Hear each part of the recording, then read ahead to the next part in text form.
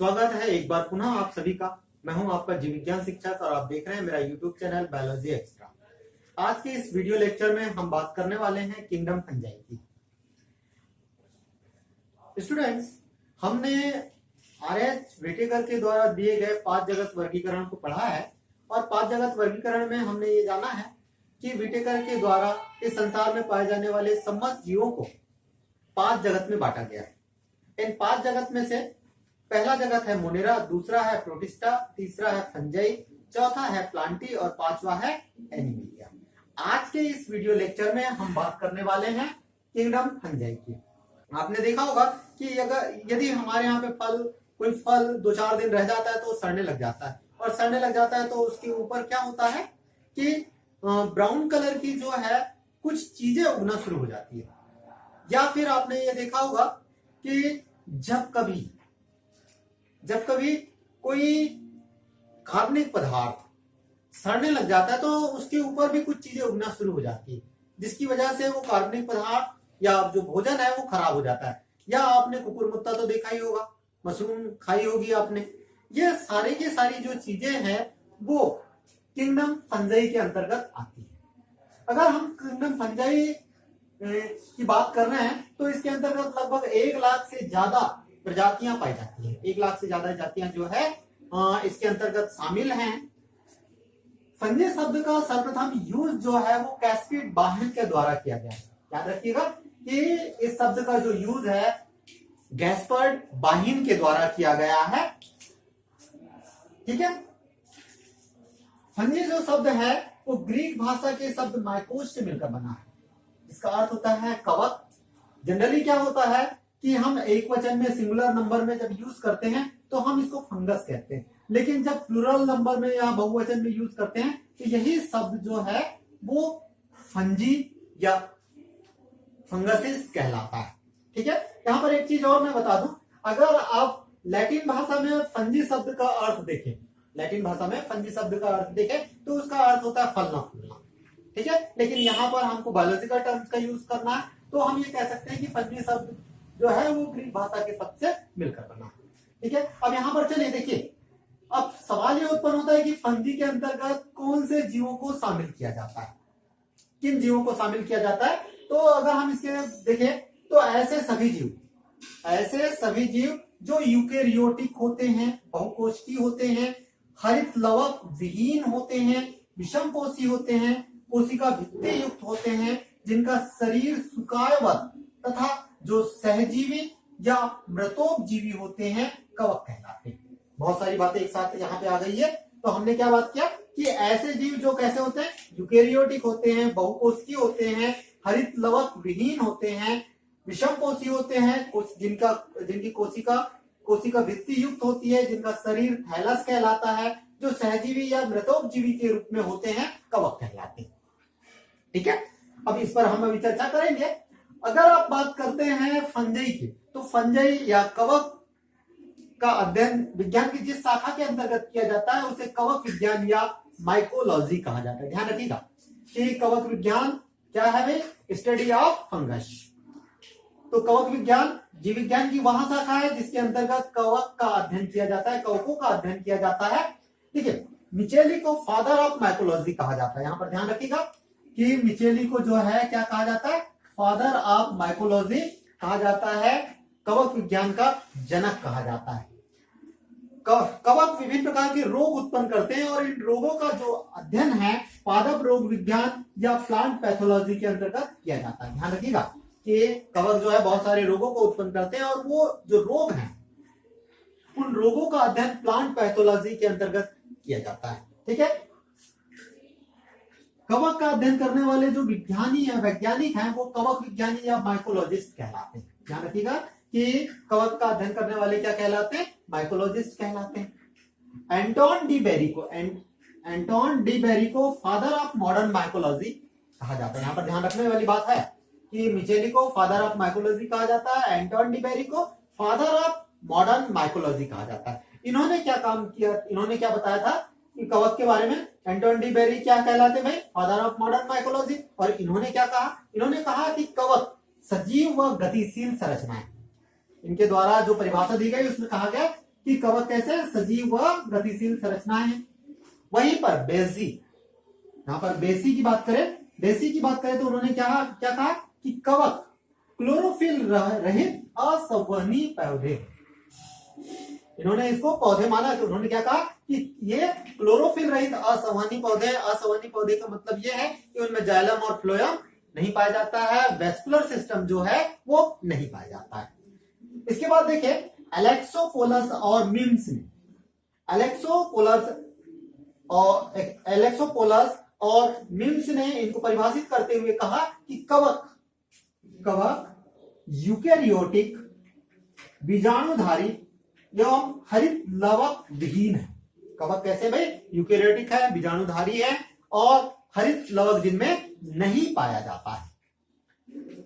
अगर हम बात करते हैं फादर ऑफ इंडियन माइकोलॉजी, तो फादर ऑफ इंडियन माइकोलॉजी में दो साइंटिस्ट का नाम आता है। एक है Irish mycologist and plant pathologist sir Edwin John Butler.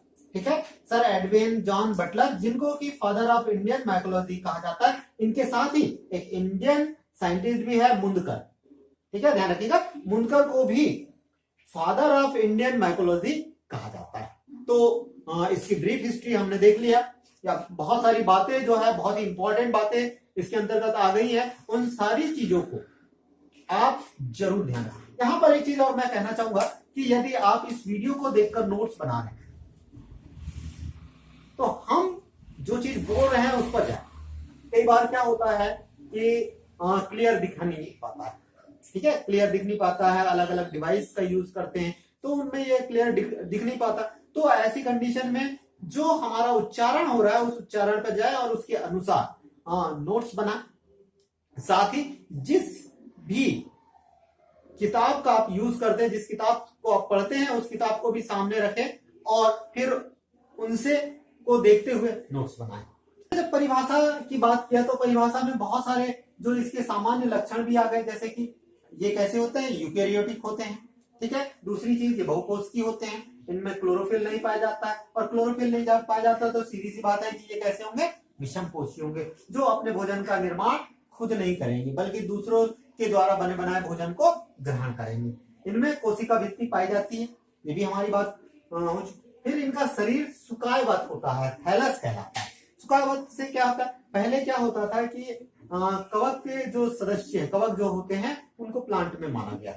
ठीक है, प्लांट माना गया, लेकिन बाद में जब अध्ययन किया गया तो देखा गया है कि वास्तविक पौधों की तरह जड़, तना और पत्तियां इनमें नहीं पाई जाती। ऐसे जीव जिनमें वास्तविक जड़, तना और पत्ती नहीं पाई जाती है, उनके लिए यहाँ पर थैलस शब्द का इस्तेमाल किया गया है। ठीक है, चलिए आगे बढ़ते हैं। हाँ, इसके बाद हमने क्या देखा, ये सहजीवी के रूप में भी पाए जाते हैं और मृतोपजीवी। एक्चुअल में क्या होता है, पोषण की अगर बात करें तो जितने भी फंजाई हैं वो मृतोपजीवी होते हैं, सेप्रोफिटिक होते हैं। कार्बनिक मृत पदार्थों से ये अपना पोषण को ग्रहण करते रहते हैं। ठीक है, ध्यान रखिएगा कि ये कैसे होते हैं, सेप्रोफिटिक होते हैं। चलिए अब हम इनके और जनरल कैरेक्टर्स पर बात करते हैं। तो जनरल कैरेक्टर्स की जब हम बात करते हैं तो इनमें सबसे पहला कैरेक्टर है, ये सर्वव्यापी होते हैं, कॉस्मोपॉलिटियन नेचर के होते हैं, ये यूबिक्विटस नेचर के होते हैं। ठीक है, हर जगह पे पाए जाते हैं, हर जगह से पाए जाने, जहां पर जीवन की संभावना है वहां पर कवक के होने की संभावना पाई जाती है। जल हो, थल हो, वायु हो, हर जगह पर ये उपस्थित होते हैं। अगर जल में पाए जाने वाले कवक हैं तो उनको एक्वेटिक फंजी कहते हैं। ठीक है, अब यहाँ पर थोड़ा सा ध्यान रखिएगा कि अगर ये जल में पाए जाते हैं तो एक्वेटिक फंजी कहलाते हैं, स्थल में पाए जाते हैं तो टेरेस्ट्रियल फंजी कहलाते हैं। ठीक है, अगर ये गोबर के ऊपर पाए जाते हैं, ठीक है, गोबर के ऊपर पाए जाते हैं तो कोप्रोफिलिक फंजी कहलाते हैं, कोप्रोफिलिक फंजी कहलाते हैं। लेकिन अगर सामान्य मृदा के ऊपर पाए जाते हैं तब ऐसी अवस्था में ये सॉइल फंजी कहलाते हैं। ठीक है, वहीं पर अगर ये हवा में पाए जाते हैं तो एयरबॉर्न फंजी कहलाते हैं। ठीक है, एयरबॉर्न फंजी कहलाते हैं। अगर मान के चलिए सड़ती हुई लकड़ी के ऊपर पाए जाते हैं तब ऐसी अवस्था में इनको लिग्निनोफिलिक फंजी कहा जाता है। इसको ध्यान रखिएगा, लिग्निनोफिलिक फंजी। ठीक है, तीसरी इसके अलावा एक चीज और देखिए, अगर ये काइटिन के ऊपर पाए जाते हैं, काइटिन ऊतक में पाए जाते हैं, तब ऐसी अवस्था में इनको काइटिनोफिलिक फंजी कहा जाता है। तो अलग अलग जगह पर पाए जाने के कारण इनको अलग अलग नामों से जाना जाता है। चलिए और आगे हम बात करें, एक और कैरेक्टर यहाँ पर देखें। हमने पहला कैरेक्टर क्या देखा कि ये सर्वव्यापी होते हैं। इसके बाद हमने देख रहे हैं कि इनका शरीर सुखायवात होता है, थैलस होता है। जैसा कि मैंने अभी आपको कहा कि इनमें वास्तविक जड़, तनाव और पत्ती नहीं पाए जाते। इनका जो शरीर है लंबे पतले धागे नुमा संरचनाओं से मिलकर बना होता है। इस प्रकार से ये लंबे पतले धागे नुमा संरचनाओं से मिलकर बना होता है, जिसको कवक तंतु कहा जाता है, हाइफी तंतु कहा जाता है। और यही कवक तंतु जो है आपस में मिलकर कवक जाल का निर्माण करते हैं। ठीक है, चलिए आगे बढ़ते हैं। तीसरा महत्वपूर्ण कैरेक्टर हम ये क्या देखते हैं कि इनकी कोशिका भित्ति जो होती है वो काइटिन की बनी होती है। यहाँ पर ध्यान रखिएगा कि इनकी कोशिका भित्ति किससे बनी होती है, काइटिन की बनी होती है। कुछ कवक ऐसे भी होते हैं जहां पर ये फंगल सेलुलोज से मिलकर बनी, पॉलीसेकेराइड से मिलकर बनी है, जिसको फंगल सेलुलोज कहा जाता है।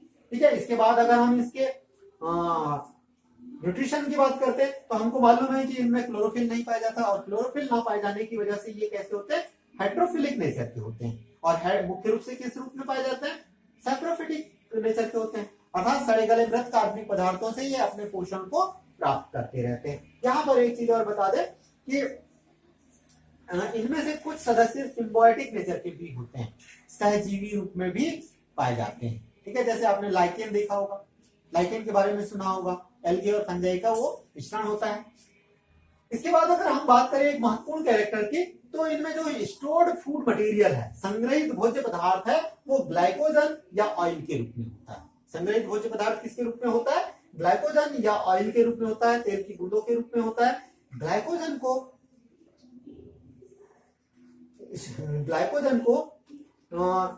स्टोर्ड एनिमल फूड कहा जाता है। ठीक है, ध्यान रखिएगा। इसके बाद देखिए, अगर हम इनके रिप्रोडक्शन की बात करें, प्रजनन की बात करें, तो ये जो प्रजनन की बात करते हैं तो इसमें अलैंगिक और लैंगिक दोनों प्रकार की विधियों के द्वारा प्रजनन होता है। लैंगिक और अलैंगिक दोनों विधियों के द्वारा इनमें प्रजनन होता है। अलैंगिक प्रजनन जो है वो मुख्य रूप से जूस्पोर्स, एस्कोस्पोर्स, बेसिडियोस्पोर्स, कोनिडिया आदि के माध्यम से होता है। यहाँ पर ध्यान रखना है कि अलैंगिक में कुछ चीजों के नाम भर लिखा है, तो जूस्पोर्स के द्वारा, एस्कोस्पोर्स के द्वारा या बेसिडियोस्पोर्स के द्वारा इनमें होता है। ठीक है, चलिए आगे बढ़ते हैं। ये मुख्य रूप से अपघटक का कार्य करते हैं। यहाँ पर एक बात और ध्यान में रखनी है कि ये मुख्य रूप से किसका काम करते हैं, अपघटक का काम करते हैं, अर्थात मृत कार्बनिक पदार्थों से पोषण प्राप्त करते हैं तो उसको अपघटित करने का कार्य करते हैं, और उसको अपघटित करके इन्वायरमेंट में जो है वो विभिन्न प्रकार के पदार्थों के चक्रण में ये अपनी महत्वपूर्ण भूमिका निभाते हैं। अगर हम इनके एक और कैरेक्टर की बात करें, लोकोमोशन की बात करें, ठीक है, लोकोमोशन की बात करते हैं, तो लोकोमोशन कैसे होता है, ये कैसे होते हैं, फिक्स्ड होते हैं, स्थिर होते हैं। ध्यान रखिएगा। ठीक है, पौधों के समान ये कैसे होते हैं, स्थिर होते हैं। इसके बहुत सारे एग्जाम्पल हम लोगों ने देखे हैं, जिनमें मुख्य रूप से आपने देखा होगा राइजोपस। ठीक है, राइजोपस आपने देखा होगा, म्यूकर, ईस्ट के बारे में आपने बहुत ज्यादा सुना होगा, पेनिसिलियम, ठीक है, पेनिसिलिन जिससे तैयार किया गया था, और एगेरिकस मशरूम आप लोगों ने देखा है। तो ये इस प्रकार से हमने आज के इस वीडियो लेक्चर में किंगडम फंजाई के सामान्य लक्षण और के बारे में चर्चा की, सामान्य लक्षण और उसके इतिहास के बारे में चर्चा की। उम्मीद करूंगा कि यह वीडियो आपको पसंद आएगा। यदि यह वीडियो पसंद आए तो इसे लाइक एवं शेयर करना ना भूलें। फिर मिलते हैं एक नए टॉपिक के साथ, एक नए वीडियो के साथ। तब तक के लिए नमस्कार।